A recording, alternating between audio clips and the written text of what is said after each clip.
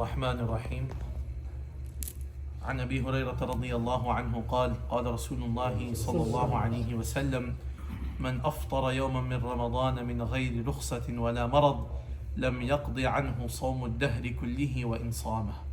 رواه الترمذي. Sayyidina Abu Hurairah radiallahu anhu narrated that the Messenger of Allah sallallahu alaihi wasallam said, if someone intentionally leaves out just one day of fasting in Ramadan without any genuine excuse or illness, and then fasts every day for the rest of their life, that will not make up for that one missed day. Commentary.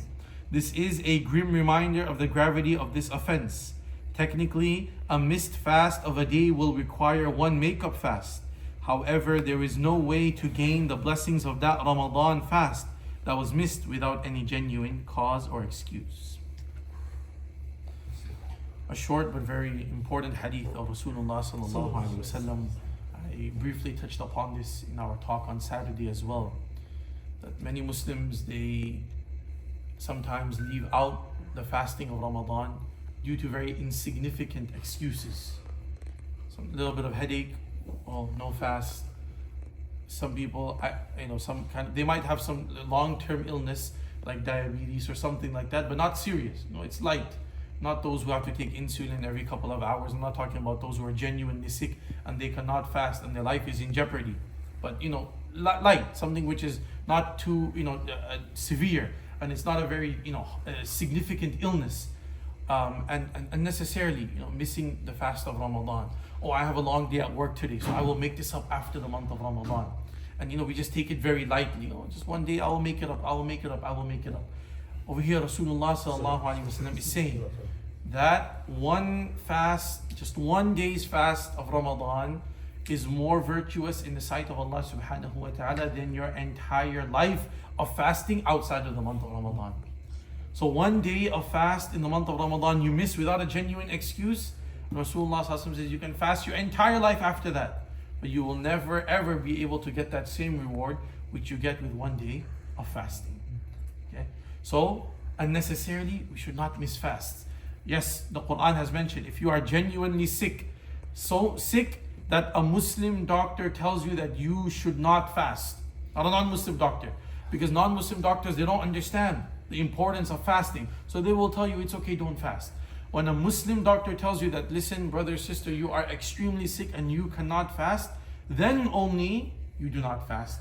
Similarly, if you are going on a safar, on a journey, the Quran says, yes, if you are traveling, you don't have to fast and you can make it up later. But today's journey and travel has become a lot easier. Rasulullah sallallahu and the Sahaba would have to travel in the desert, in the burning heat and summer of Arabia. We go in a air conditioning car. We go in an air conditioned plane. MashaAllah, Allah has made it so easy.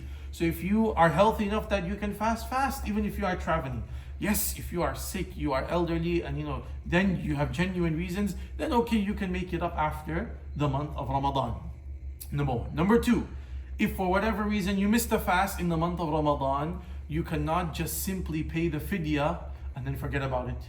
Many Muslims, this is what they think, that I'm not feeling too good today, I'm not going to fast. Okay, let me put $10 in the box, the fidya and the penalty for not fasting, and then I am done with it.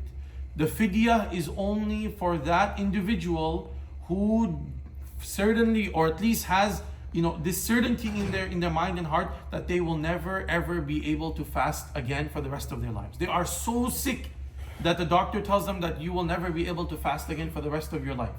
So if you have a temporary sickness or illness right now, and you cannot fast right now, but a month or two down the line you can fast, then you cannot pay the penalty. You have to 2-3 months later, you must make up that fast. Okay? So it's very important, because like I said, many Muslims I think pay the fidya and it's done. No, even if you cannot fast this Ramadan, but you get better 2 months later, then you have to make up all 30 days later on. Paying the fidya is not going to cut it. It's not going to take that away. And if a person intentionally number three, if a person intentionally breaks his fast in the month of Ramadan, then that is even more severe. If a person eats something, if a person drinks something intentionally in the month of Ramadan, they were fasting and intentionally they drink or they do something that breaks the fast, then Then comes not only a makeup fast, but then the penalty of the kafara of fasting 60 days consecutively. And then there are other ahkam as well. We can discuss that at a later time, inshallah. But nevertheless, what we learn from here is that every single fast of the month of Ramadan is worth more than our entire lives of fasting. And that Allah gives us every single year. So imagine the barakat and the blessings Allah is going to give us, inshallah, for every Ramadan that we fast. We ask Allah subhanahu wa ta'ala to grant us and all the Muslims, inshallah, across the world and across the entire ummah, the importance of this month of Ramadan, the blessings of the month of Ramadan, and may Allah grant us all the ability, inshallah, to fast each and every single day of the month of Ramadan. Ameen ya Rabbil Alameen. Wa salli Allahumma wa sallim ala nabiyyina Muhammad wa ala alihi wa sahbihi ajma'in. Alhamdulillah.